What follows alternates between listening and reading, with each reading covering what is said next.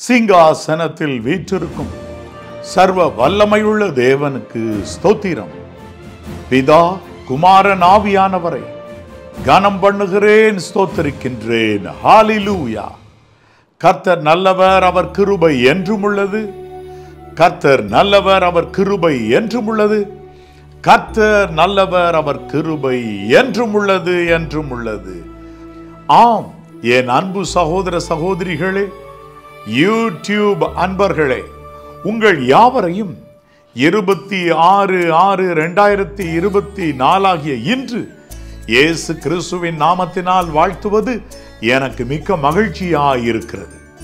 ஆம், என் அன்பு தேவனுடைய பிள்ளைகளே, வருகிற சனிக்கிழமை சென்னை கீழ்ப்பாக்கத்தில் அமைந்துள்ள தூய ஜார்ஜ் மேல்நிலைப்பள்ளி வளாகத்தில் வைத்து ஆசீர்வாதம் டிவியின் இம்மாத உபவாச கூட்டம் நடைபெறும்படி இருக்கிறது. ஒவ்வொரு மாதமும் திரளான ஜனங்கள் பயன்பெறுகிறார்கள். நீங்களும் ஏன் வந்து பயன்பெறக்கூடாது? கர்த்தருடைய பரிசுத்த நாமத்துக்கு ஸ்தோத்திரம் உண்டாவதாக. வசனத்திற்கு திரும்புவோம். ஏசாயா 55:8. என் நினைவுகள் உங்கள் நினைவுகள் அல்ல, உங்கள் வழிகள் என் வழிகளும் அல்லவென்று கர்த்தர் சொல்லுகிறார். சில நேரங்களில் கர்த்தரை நம்முடைய மனக்கணக்கின்படியாக எடை போடுகிறவர்களாக சிலர் இருந்து விடுகிறோம். ஆனால் ஆண்டவர் சொல்லுகிறார், உன்னுடைய வழிக்கும் என்னுடைய வழிக்கும், உன் நினைவுக்கு என் நினைவுக்கு எவ்வளவு வித்தியாசம் தெரியுமா?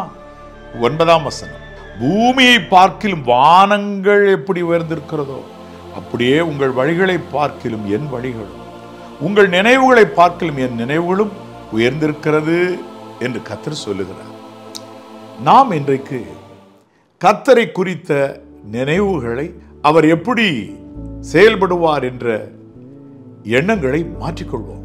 இயேசு கிறிஸ்து ஒரு நாள் குஷ்டரோகியாய் இருந்த சீமோன் வீட்டிலே பந்தி இருக்கையில் ஒரு ஸ்திரீ நளதம் என்னும் உத்தம தைலத்தை கொண்டு வந்து அவர் சிரசின் மேல் வார்த்தாள்.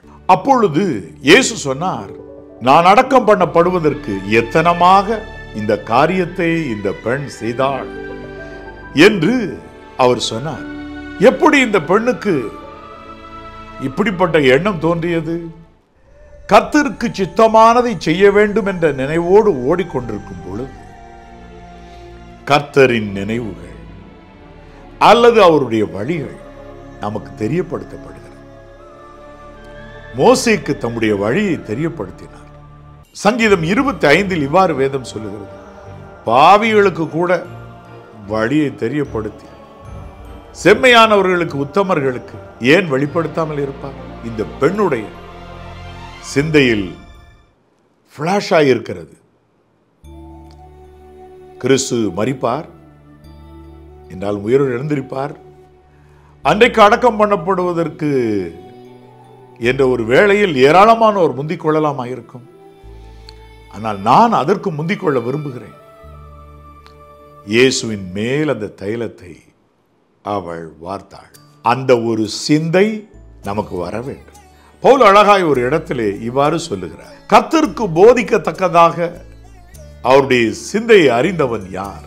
எங்களுக்கோ கிறிஸ்துவின் சிந்தை உண்டாகியிருக்கிறது அப்படின்னு சொல்றார். 1 கொரிந்தியர் 2:16 அவ்வாறு சொல்லுகிறார்.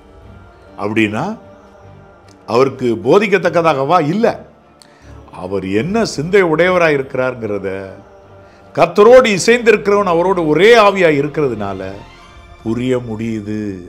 அந்த சிந்தையும் கூட நமக்கு அப்படியே உண்டாகுது, அவர் சித்தம் செய்ய. அப்படிப்பட்டவர்களாக நம்ம நடக்க ஆரம்பிக்கும் போது நம் வழிகளின்படி அல்ல, அவருடைய வழிகளின்படியும், நம்முடைய சிந்தையின்படி அல்ல, அவருடைய சிந்தையின்படியும் நம்மை உயர்த்துவார், நிலை நிறுத்துவார், சமாதானமாய் வாழ்ந்திருக்க செய்வார். God bless you. God bless you.